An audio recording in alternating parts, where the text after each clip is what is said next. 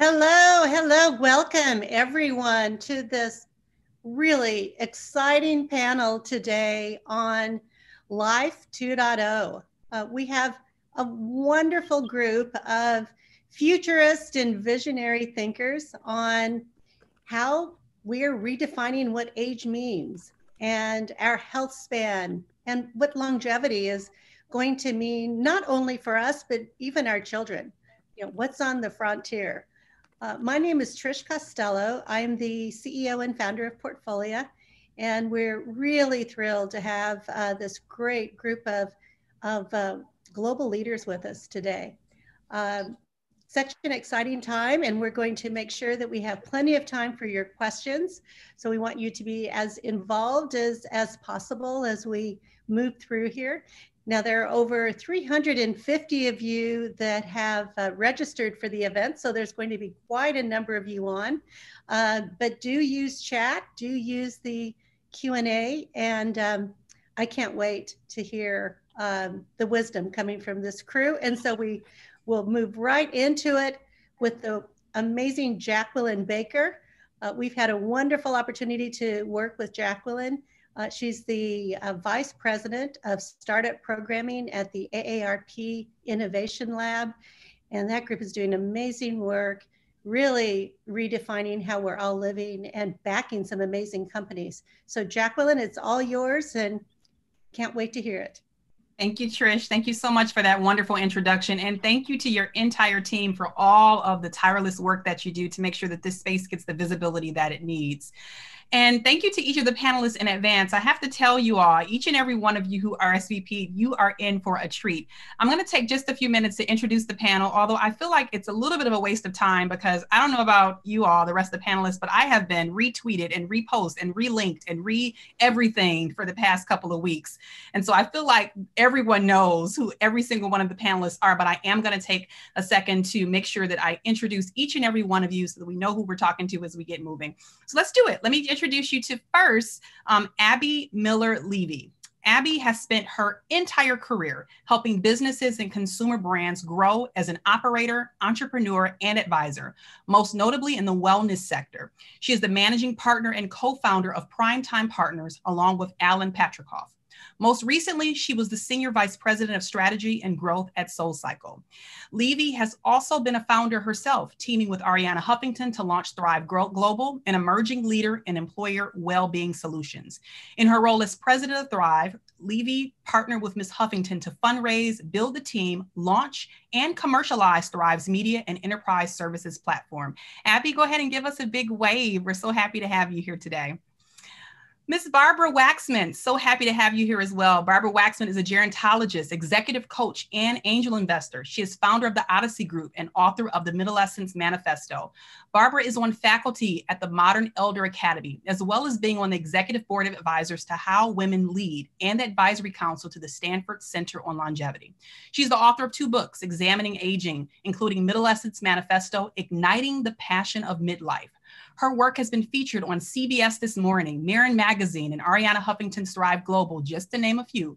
A Wexner Heritage Foundation fellow, Barbara holds a master's degree in both administration and gerontology with certifications from the International Coach Federation and the Hudson Institute. Barbara, go ahead and give us a wave as you hear about yourself and all your amazing accomplishments. I know. Who are you talking about? Right. Glad to be here. Wonderful. Lydia Graham, you're up next. Lydia is the president and founder of public relations firm Graham and Associates. Lydia leads senior principal direction of strategic and client services and business development. The agency is renowned for launching and relaunching new and established companies' divisions and products in technology, health, and wellness and consumer. Lydia is on the board of directors for the Buck Institute for Research on Aging, a pioneer and international leader in health span research, and the only independent research institute globally dedicated solely to the biology of aging. Their mission is to eliminate the threat of age-related disease for today's and future generations to live better longer. Lydia also contributes featured content to Help Magazine as an ambassador on health and wellness. Lydia, give us a big wave. It's nice to have you here today. Hello, hello. Maddie Dykewald, so happy to have you here. Maddie was recently recognized by Forbes as one of the top 50 female futurists globally. Maddie has been deeply involved in exploring all aspects of the age wave and how it's transforming the marketplace, the workplace, our world, and our lives for more than 30 years. As co-founder of Age Wave, she is an entrepreneur as well as an internationally acclaimed author, public speaker, Wall Street Journal blogger, and thought leader on longevity, aging, the new retirement, and the ascent of women. A successful entrepreneur, Maddie co-founded Age Wave, the world's leader in understanding and addressing the far-reaching impacts of our aging population. The Age Wave team has worked with more than half of the Fortune 500 in industries ranging from healthcare and medical technology to financial services and consumer marketing. Welcome, welcome, welcome to the panel, Maddie. Happy to have you. It's great to be here.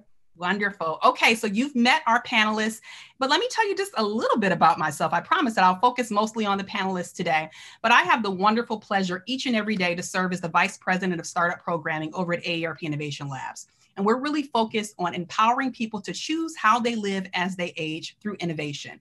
And so I am so grateful each and every day to make sure that the work that we're doing is impacting the world that we're in and the world that we're working towards in many centuries to come. But that makes me think about passion. I mean, it is hard to not be passionate about a space when you think about the fact that we are building the things that we are working towards every day is building a better world for ourselves, for our families, for our colleagues. But I'm curious about everyone else and their passion. I am curious about what made you become passionate about the aging and longevity space. And this is one of those questions that I feel is worthy enough for each and every person to go ahead and answer on. And why don't we start with you, Maddie? Maddie, what truly made you passionate about being in this aging and longevity space? Well, it's a good question, Jacqueline. First of all, we started Age Wave back in 1986, and what we saw was an incredible demographic trend that really had never happened before. That is the aging of the population. And with incredible marketing, marketplace, workplace, and in our lives, implications. I mean, it was just like these incredible implications. So we said, yeah, let's buckle up and get ready for this. Fast forward to today. Now, that was back in 1986. Here we are in 2020, and I'm part of the age wave. I recently turned 70, and this is not just a trend anymore. This is something that impacts my life on a day-to-day basis. And as a result, I've been digging deep down into the whole concept of longevity and how do you match health span to lifespan, and how can I do it for myself, and then take out my megaphone and let other people know how. So this is something I'm passionate about, not just professionally, but from a personal standpoint as well. Thank you, Maddie. Lydia, I'm very curious, especially considering your background, just when did you become passionate about the space, and what truly makes you still hungry to continue to contribute to this important space? Well, it's actually longer than I can remember because I was the child of older parents. So all of my parents, my relatives, everyone was older adults by the time I came along.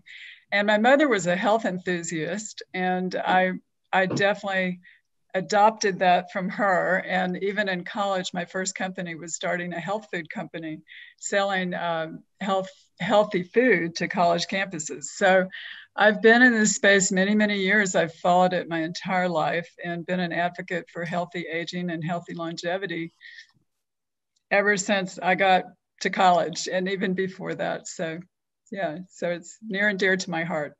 That wasn't that long ago, Lydia. Why are you trying to trick us here? That really wasn't that long ago. I think it was longer than we would like. Yeah. Barbara, I'm so curious about your passion in this space. Tell us about it. So, you know, each one of the people on the Zoom right now, if you think back when you were a kid, some interesting hobby that everyone else said, really? You like that? When I think I was born without the DNA that told me not to care about older people or to be scared. So I started going to nursing homes with my dad when he would volunteer as a doctor since I was a kid.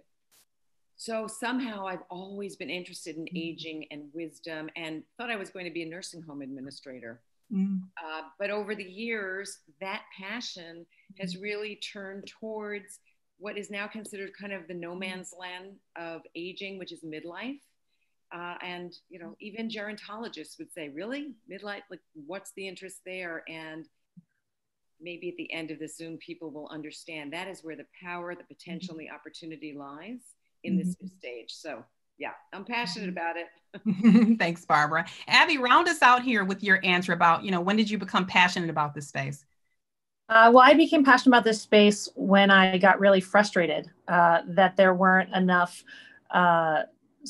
new companies being started that really put older adults at the center of the design process and really understood their needs. My background as a marketer and operator just felt like there was a tremendous opportunity. That started really with my parents. My father was kind of retired too early and has not really found meaningful experiences. So I started Primetime Partners, to encourage entrepreneurs to design new products, services, and experiences that put older adults at the center of a human designed process. So it's really out of frustration, and now it's really out of optimism as I continue to look at my peers on this panel and the audience here. There's tremendous momentum of innovation in what you do, Jacqueline, with your team. There's a tremendous momentum of innovation, and it's only increasing. So from frustration to optimism, I think that's maybe summarizing a lot of people's feelings these past few weeks. Mm-hmm.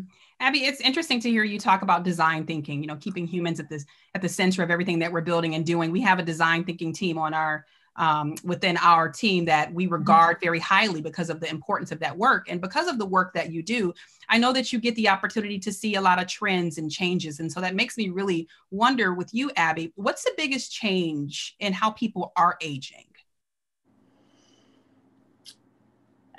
It's a great point. I want to caveat it by saying it's such a diverse and heterogeneous experience that there is no one size fits all.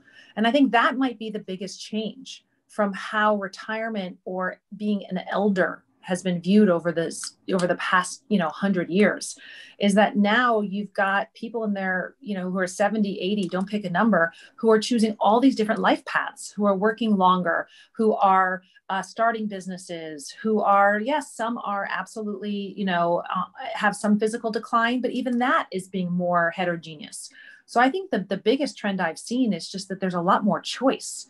And that choice is also, I think, accelerated by the fact of technology's adoption.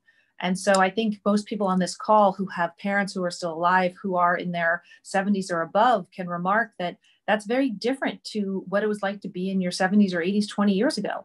24% of Facebook's audience are older adults. It's the fastest growing segment on Facebook.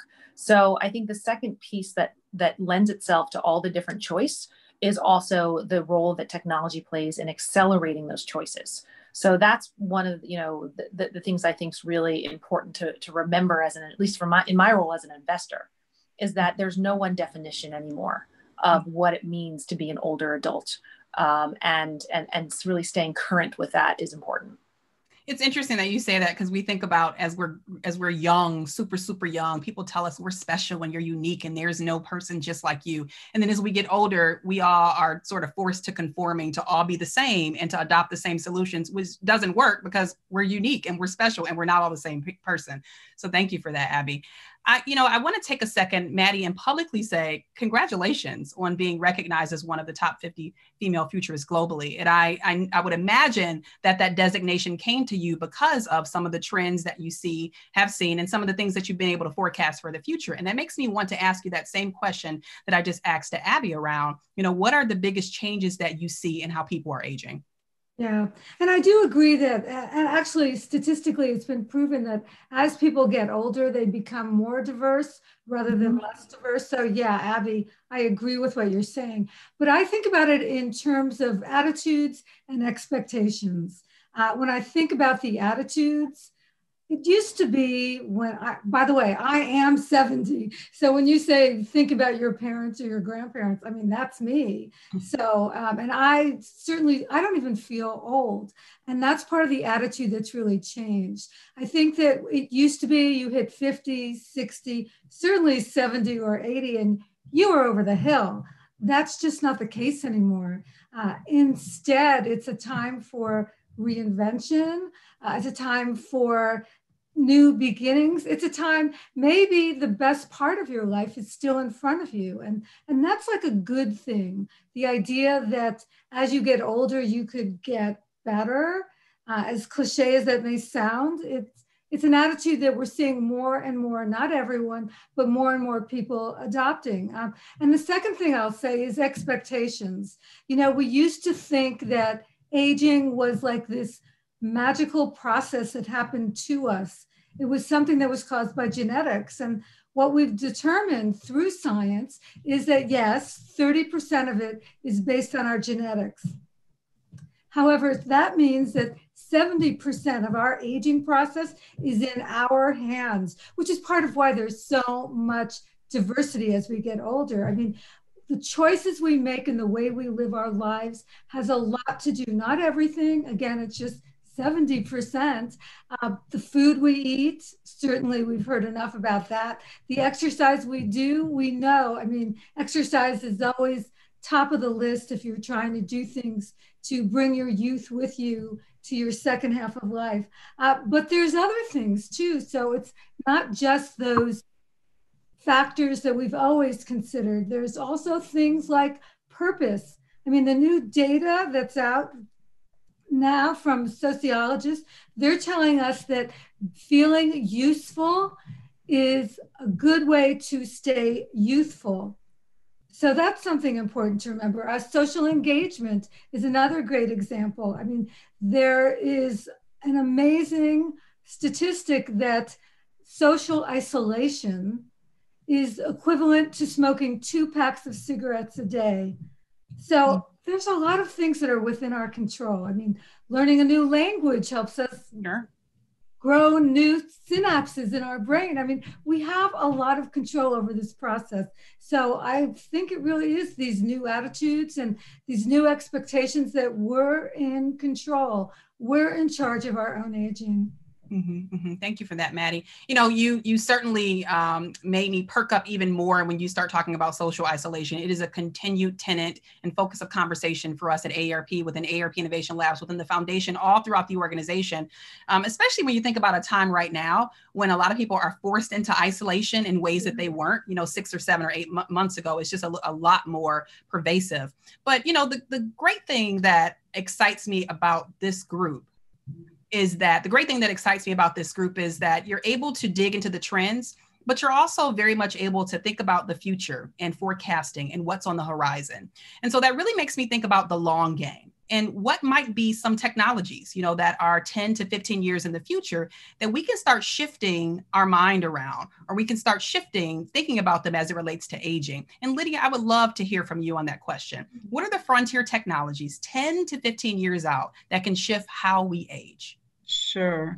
Well, at the book, the long game is really about extending health span, which is the healthy years of life, right? So just imagine if we each had 10 to 15 years of extra health at the end of our life, and the opportunity that presents for innovators, for companies, for startups, for society at large, and then not to mention all the cost savings that would happen, on the healthcare front. So if we look at really some of the trends that are happening there, menopause, I think was mentioned last week on the portfolio call. If you all didn't see it, it's a $600 billion market. I think Barbara's going to talk a little bit more about that. The Buck just started a new center with the funding from Nicole Shanahan and the Sergey Brin Foundation that really focuses on the female reproductive system, which is a complete mystery, actually. I mean, we don't know why women start out with 1 million eggs at the beginning of their life and at childbearing age wind up with 1%. Mm-hmm. So AI and data science is going to take a huge role in this as we go forward. For example, we have Avatar, which is actually putting the entire female reproductive system on a chip, if you can imagine that, which will allow scientists to go in and do all kinds of experiments and come up with all kinds of new exciting findings.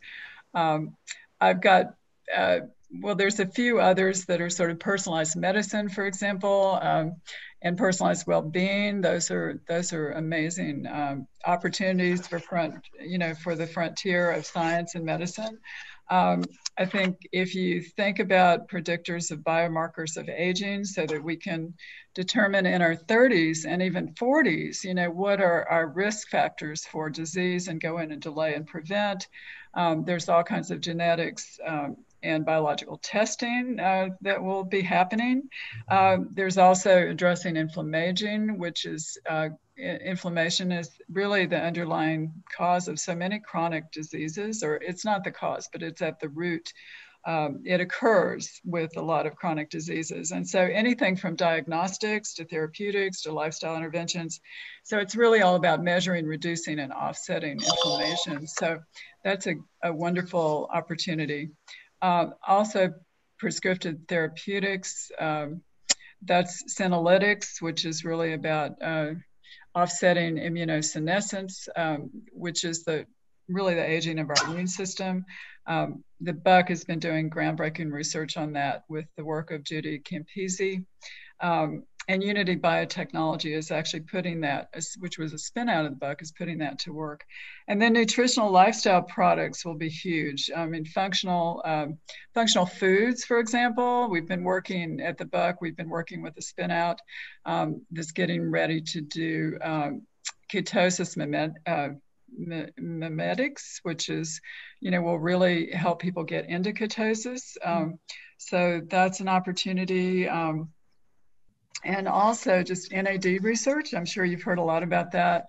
And we are doing a spin out there as well. So, and then new digital tracking tools. I mean, some of us have the Oura Ring and some of us have the Fitbit, but those are going to become more sophisticated and much more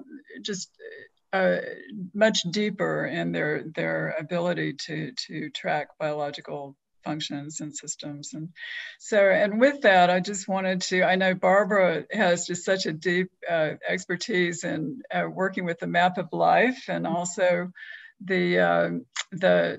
she came up with the middle essence concept. So I wanted to hand it over to her because I know she has a lot of thoughts there on the implications of that. Absolutely. So I'm going to bring in Barbara in just a second. I just wanted to make a couple things that you said, Lydia. I just wanted to publicly acknowledge, I'm sure that everyone here who's a panelist appreciates the fact that menopause is just becoming a word that is not a curse word to say anymore, right? It is okay. Let's talk about it. Let's solve around it. And, that probably wasn't, not probably, it wasn't the case just 3 years ago, right? Right. And so that's one thing I thought about. The other thing that I would love to hear more about when we all have more time is the science around putting the female reproductive system on the chip. Like, I think that equally excites and horrifies me at the same time. Right. Yes, well, it's just for research. I get it. Now, Barbara, I would love to hear more about your thoughts around where you think things are headed in the next 10 to 15 years. I know that your space in this fulfillment of life and the books that you've written around passion in your midlife, I know that this really excites you to think about how things might be different in 10 to 15 years. So I would love to hear your insights as well. Happy to do so. And let me just start by saying what you're both commenting on. This hot flashes are a hot topic, and nearly 80% of the menopause market is really untapped, and that's premenopausal, menopausal, and perimenopausal. So 80%, Lancet says 1 billion women globally are around 50. So that is a lot of estrogen shifting in our atmosphere. And it's tremendous potential because women don't want to see this as an illness, as a medicalization of aging. But what we want is to see this as a life stage and an issue about exuberance and how to take it and remain vital. So there is tremendous opportunity because these are technologically savvy women right now who are in those stages, and the cohorts to come are even more so. So this is a market that's not going anywhere. And so far, Femtech has really been focused on what I consider PP&I, periods, pregnancy, and infertility. But we need to add the M, menopause. So there's tremendous potential there. So my sweet spot in looking at this market is really to say that we have created a new life stage. Everyone on this call has an interest in longevity and adult development, aging. And what I want to say is, you know that you've read about the 3 decades we've added, but we're used to hearing about them getting older. So a lot of the new companies focused on technology are about caregiving, helping people sustain their ADLs, their activities of daily living, so they can remain independent. Because let's face it, because women live longer than men, women are planning, we should be planning, we live alone, not only because we outlive men, but also because right now there are higher levels of education and financial security than ever before. And that's also only going to continue. So women are making choices about whether or not to stay in marriages and relationships because they can afford to be more independent, which is something else that gets them to this point of being alone. So the social isolation issue you brought up earlier, Maddie, and the idea of purpose and connection is critical. But those 30 years that we don't experience at the end, even though we all know they're in the middle, this no man's land of life. And what I want you all to understand is that the aging group is not a monolith.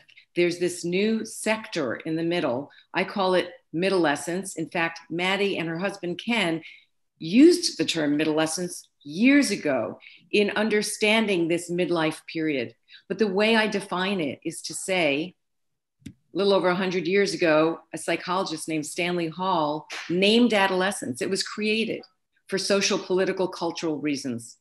And in the 21st century, it's time that we name the stage middlescence, because this is where the potential lies. Here's what's critical to understand.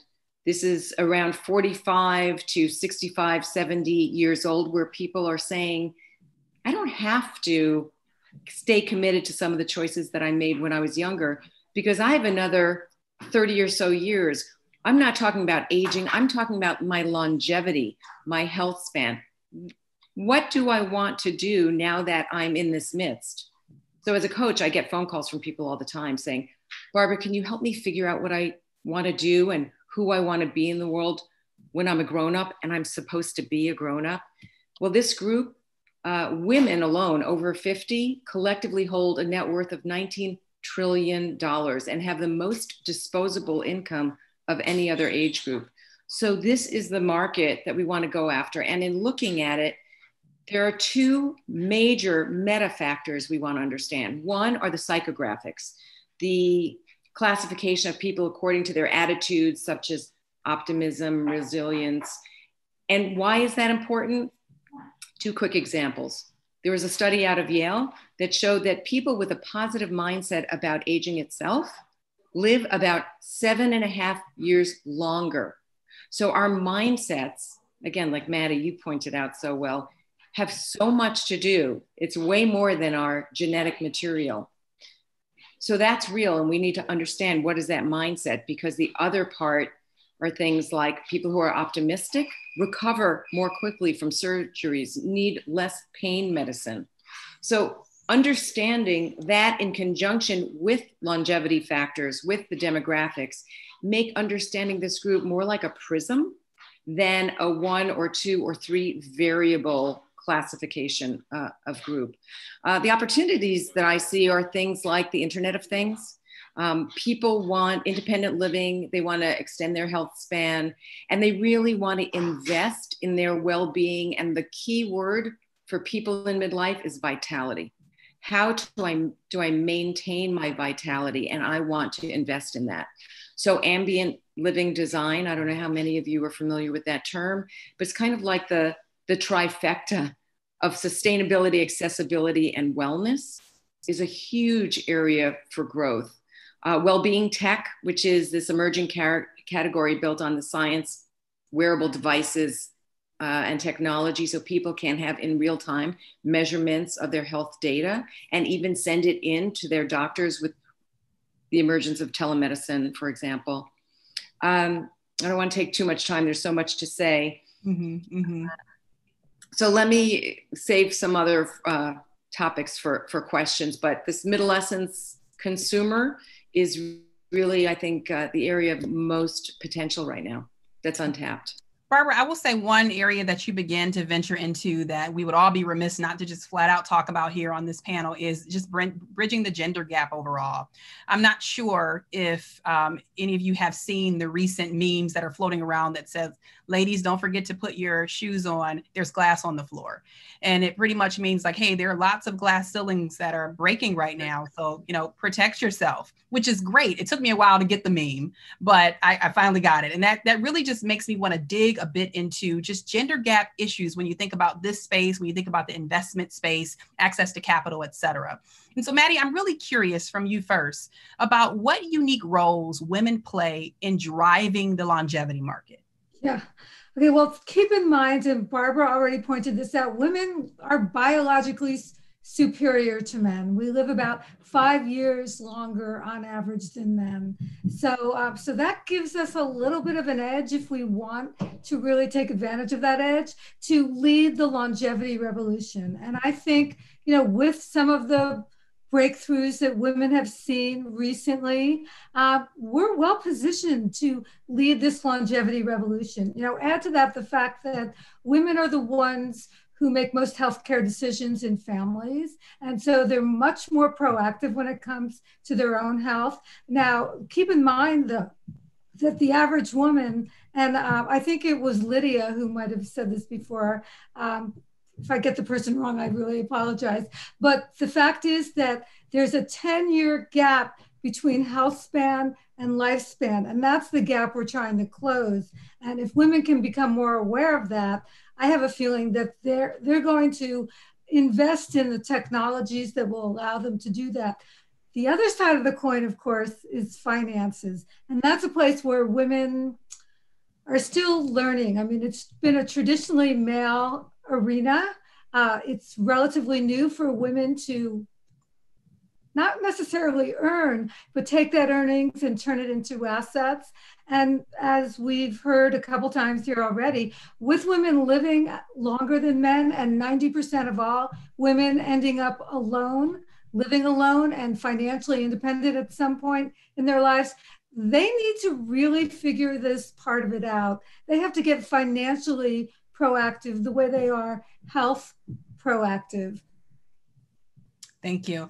I am really, really curious about this next question, so much so that I really would like all of the panelists to weigh in on this. It's not often that I mandate that everyone answers a question on a panel, but this next one is so important because it speaks a little bit to almost every single question that we've had on the floor today. And so I'm really curious about, you know, access and just flat out, how can women investors get new technology to the marketplace? How can we help grow these companies? And so I'm really curious about everyone's insight in that area, considering the different spaces that you sit in. And Abby, I'm curious about your insight on this first. Great. Well, as a female investor, I can say key to this is female founders. And I say that because, especially as many of the other panelists have said, you know, women tend to make the healthcare decisions in the household. They control a lot of the spend. And also, one of the things we haven't talked about is key to this whole sector is the fact that there's 50 million unpaid, very stressed out family caregivers that are part of the ecosystem of aging. And the majority of those caregivers are women. And so what we're seeing in terms of the founders starting new businesses is that it's a larger share of female founders than potentially in other sectors.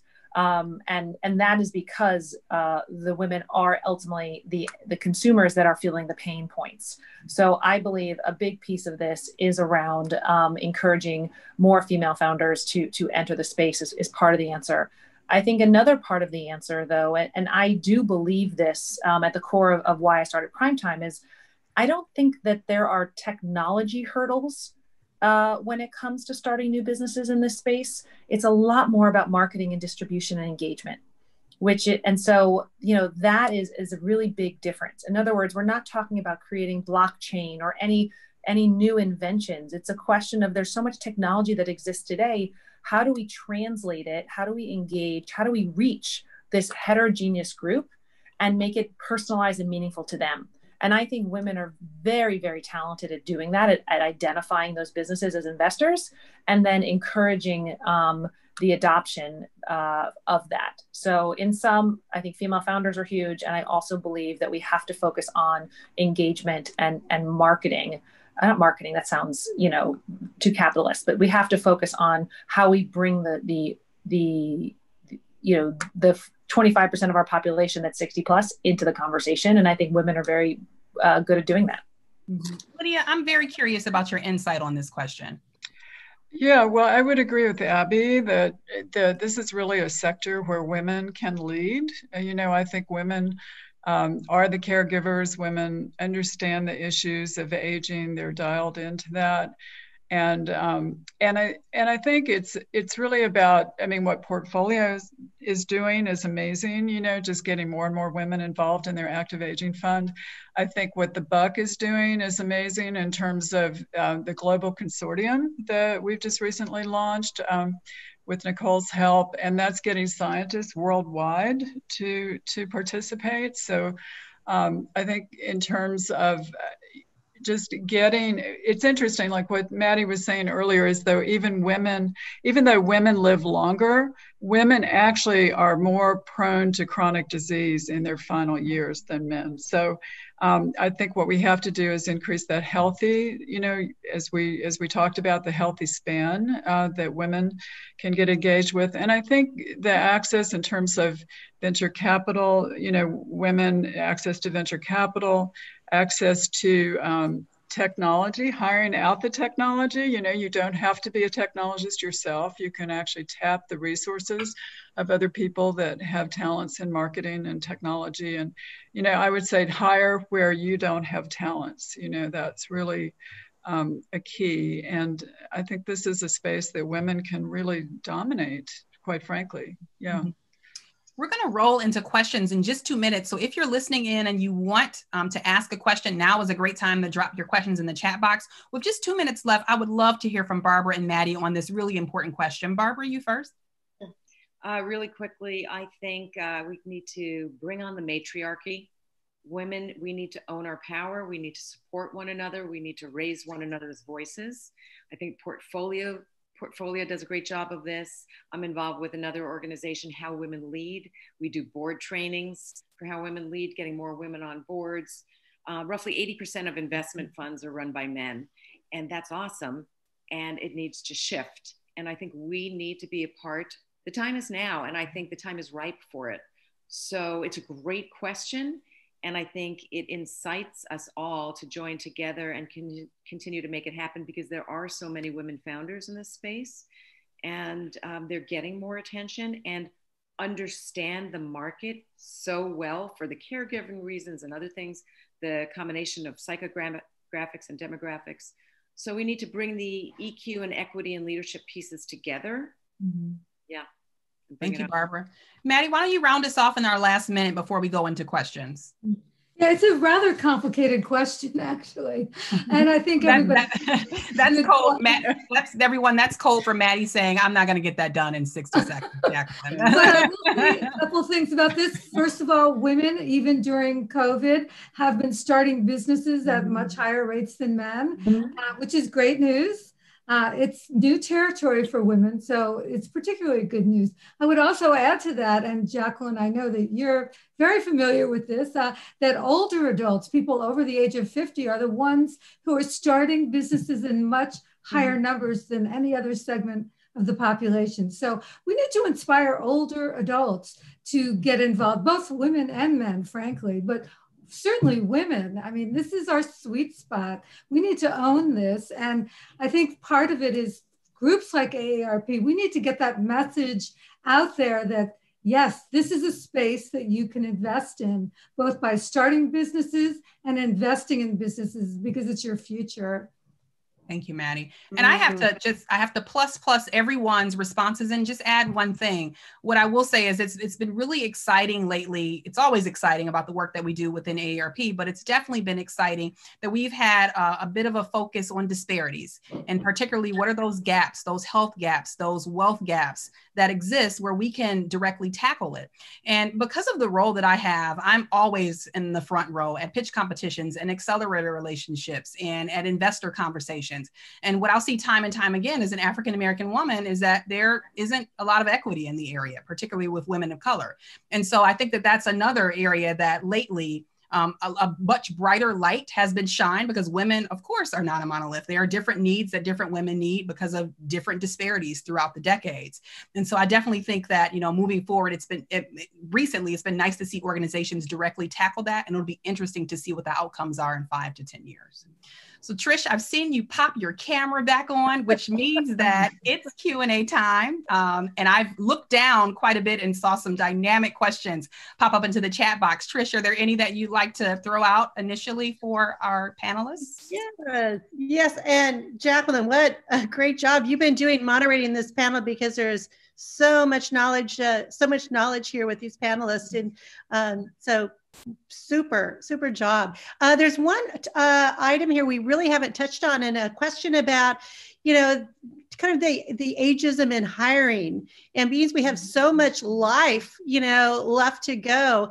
What are your thoughts on that? And are you seeing differences with companies? Are they opening up about bringing in and continuing the career of older professionals and other employees? Barbara, Maddie, why don't you jump? Or go ahead. Yes. Go ahead, Jacqueline. I was going to say, Barbara, you want to jump in on that one? As a coach, as an executive coach, I work with companies and with individuals on this a ton. And here's the short response is multifaceted. Ageism is about as intersectional as it gets. It impacts everybody and every kind of ism. And it is the last ism really to fall. It's very hard to prove in a court of law. That's why it hasn't fallen yet, because it impacts so many people since it is so intersectional. So some of the things that you can do is, many people who feel uncomfortable going for jobs because they don't feel like they're going to get them because of ageism, what they do is they stay in their lane and they say, here's what I've been doing and I'm an expert at it. What we all need is a personal board of directors, and we need a wise elder and a wise younger on our personal board of directors. So we're not experts in everything, but we have a vernacular where we're talking across generations and with generations. And we need to bring that when we're in a job search, because I know a number of people who ask this question are typically in a job search and they've suffered from ageism when they're up for jobs. So bringing the vernacular about the wisdom, the experience, and how that will be additive to the company, because you don't need, at our age and stage, to be an expert in everything. What you need to do is be a convener to help get the results done. From a company perspective, companies are going to lose out and are losing out when they don't include, there are 5 generations in the workplace right now. Mm-hmm. And there's room for 5 generations in the workplace right now, as long as people have teams working and humming in the right direction, moving together. So companies need to understand that as a resource. And I know from working with a lot of HR within companies that it's top of mind, and ageism is something they know that they need to reckon with now. Mm-hmm. So Trish, I see a question here that I feel like is gold. It is wrapped in gold. And it comes from Kara. Kara says, hello, I'm 26 and developing a gerontech marketing company. Why is awareness of the longevity market so low within my demographic, and how can I help to expand interest? I mean, this is like a super great question. And Lydia, I would love to hear from you first on this one. Well, it's interesting, because when I was 26, I was really interested in longevity. Mm-hmm. So, and I do have some younger friends that, that are, so there are those people out there, and it's great that you're here with us today. So what I would say is that what we're doing today in longevity really does have an impact for your life. I mean, it's not just about people that are 50, 60, and 70. As I mentioned, like with biomarkers, for example, I mean, that will hit the age group of 30 or 40, if we can actually test for what are the signs of different diseases. So and also just, it's about health all through the health span, not just, it's about fertility. It's about, what you do today is going to impact your longevity tomorrow. And so I think that's the message that we really need to carry to your age group. It's a very important one. So we need to engage folks in the 20s. We need to engage folks in the 30s. And so this is not just a quote, old people's problem, right? So I think that we should, and old is really, I like to delete that actually from my vocabulary most of the time, but it's just, since you're 26, I thought, well, okay, but that would be my suggestion. Yeah, I do want to get Abby's input on this question. I would love to hear your perspective, Abby. Yeah, I am very passionate about this topic. And I think a big piece of this is taking away the us versus them. Even in our political system, the fact that we call Social Security and Medicare entitlements, that is even putting it in a negative, in some ways, a negative light of that it's a zero-sum game between us versus them. And if anything, I think part of the answer is, when's the last time you spent time with people who are of different generations? And a lot of this is about spending time. And then, by the way, this goes for any ism. So much of it is about the human connections we make. And that is the part that I would just encourage your peer group to see where is the value of that intergenerational connections. And we all know it anecdotally, we know it historically in terms of tribal cultures and any thriving civilization has had multi-generational threads and connections. And somehow we have lost that. And I would just really, really excited to find ways to bring that back. And to the extent that you're starting a business in the space, I think you can be a leader in doing so. I want to acknowledge the fact that there are such a group of rich questions that are here in the chat box and in the Q&A. I know we have time for probably one or two more. Trish, is there another favorite of yours? I think the one that's kind of catching my attention now is we've talked about how much buying power that we have. Yes, older adults, and how much clout we have in the market, but it doesn't seem like there are products that are really focusing in these spaces. Is there something that we can be doing besides, encouraging entrepreneurs and investing in entrepreneurs? Are there some companies you see that are doing especially well in this space of understanding these markets? And that comes from Steve. Maddie, would you like to take that one? I'm sure. Yeah, I think that this particular question, and you're absolutely right, this is the population, the aging population, especially aging women, are big consumers. But there's a lot of ageism, as we know, and a lot of products do not want to have their product be negatively impacted by focusing in on older adults. They're afraid that then younger adults won't want it at all, and that it'll somehow make it less sexy and less cool. And so that's a problem. So I think we need to change the narrative about what aging is, what longevity is, and how we can embrace it in a way that is sort of more ageless, frankly, where chronology doesn't define us, where we're just, we're trying to focus a product on a particular personality style or a life stage, rather than psychographics, rather than on demographics, age focused alone. Great, thank you, Maddie.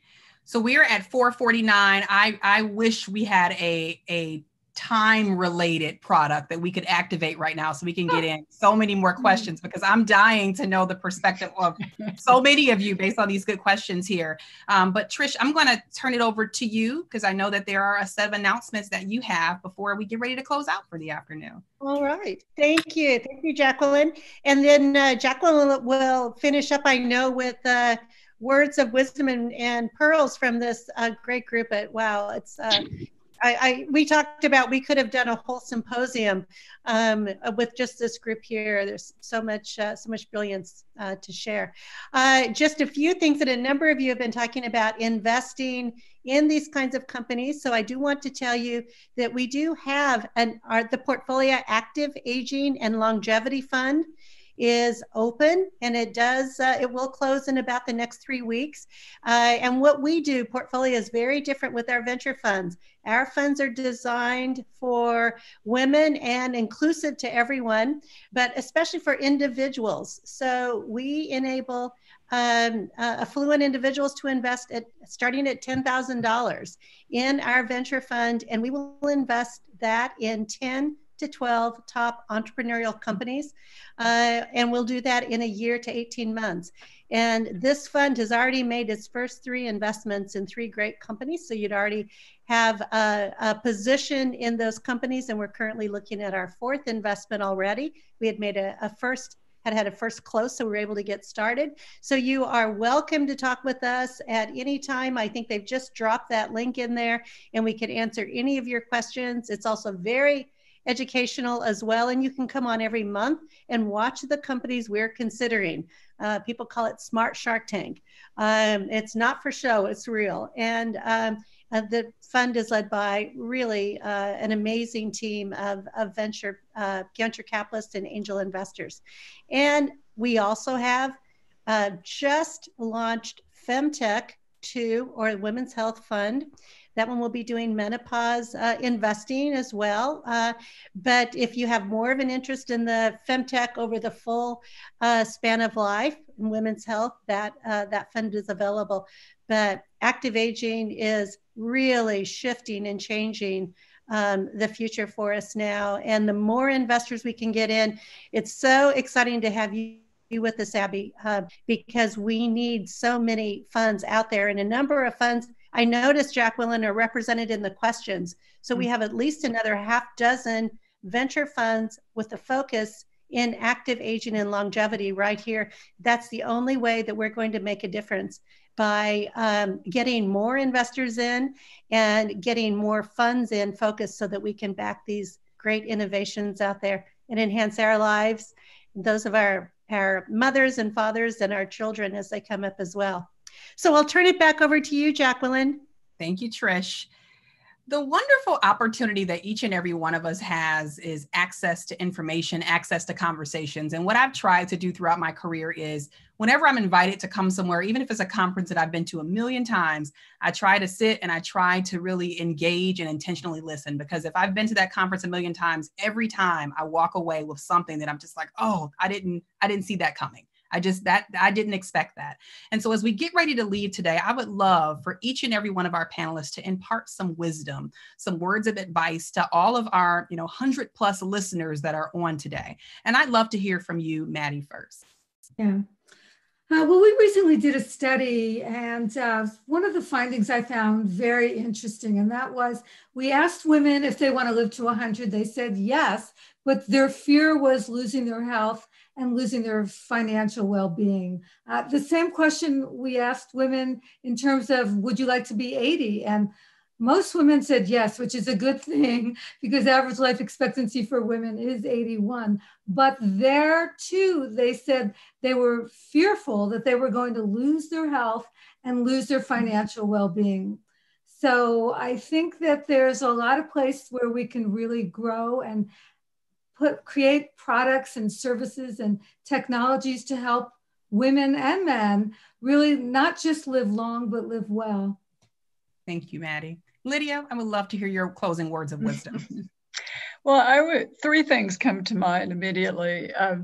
And that the first one is, individuals do make a difference. So I think each and every one of us needs to walk our talk and model because each person is going to touch others. So if you embrace aging well, you live, a healthy lifespan or healthy lifestyle, then that's going to rub off. I think secondly, we need to change the paradigm about language and society, about how we think about aging. So again, we can be influencers in that area. So that gets into paying attention to advertising, to paying attention to media, the images that we're actually shown in front of us about what aging looks like, that all needs to change. And I think thirdly, we need to tap the resource of older adults, because they can actually become, even if they're not starting companies, they can actually become employees in companies. They can become contributors. And so I think even for younger people starting companies in this space, they can tap the wisdom, the skills, and actually hire older adults. So that's another thing that comes to mind. Thank you, Lydia. Barbara? Sure. So we know at this point from our conversation today that women influence more than 85% of purchases, whether they're in single or dual households. And yet we give up so much of our power. We have a far greater level, higher level of health consciousness and our willingness to invest in it. So the pearl is, we control the purse strings, but we still allow ourselves oftentimes to be victims of ageism, even when we go for things like anti-aging products. Or here I am, a gerontologist, and I've bought birthday cards that actually are completely ageist. I no longer do that. We need to stop supporting practices, principles, companies that support ageist ways of being that exist in our country. We need to break the cycle now. And as I said earlier, like, bring back the matriarchy. We are the ones to do it.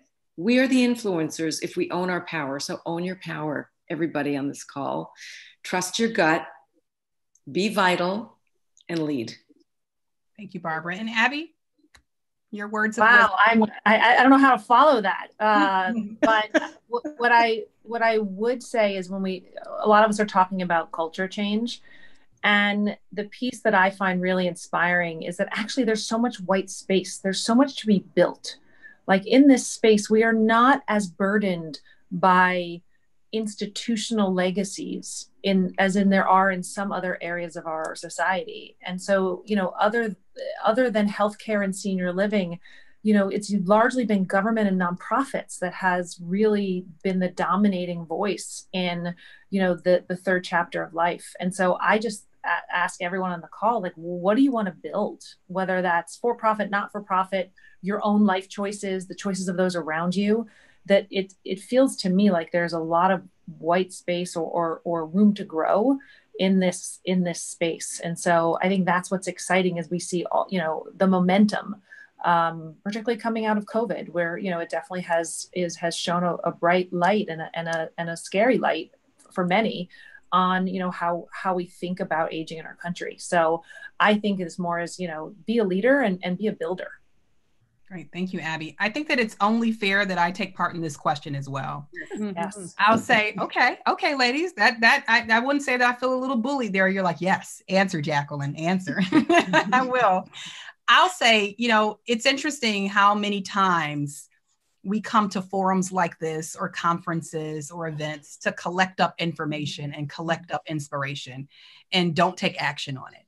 Mm-hmm. And so for each of you who has spent an hour of your life today listening to these profound words, being inspired, feeling like people see you, people are validating the things that you keep preaching and saying and talk about, and the things that you care about, take action. And there are a million different ways to take action in the space, whether it's investing, whether it is building, whether it is starting a conversation, having brave conversation, as Barbara brought up, about things that are just not right, that we just keep perpetuating over and over again.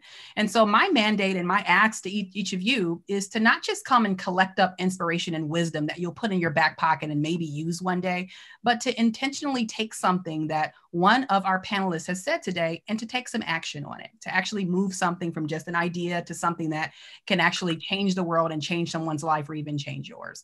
So with that, I want to say thank you. Thank you, Portfolio, for the opportunity to moderate today's panel. Thank you to each and every one of the panelists for all of the wonderful, committed work that you do each and every day in the aging space.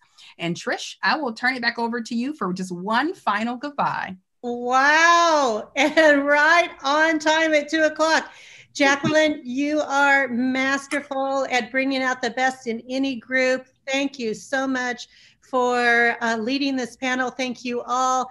As you can see, the chat box is full of accolades and thank yous to you all.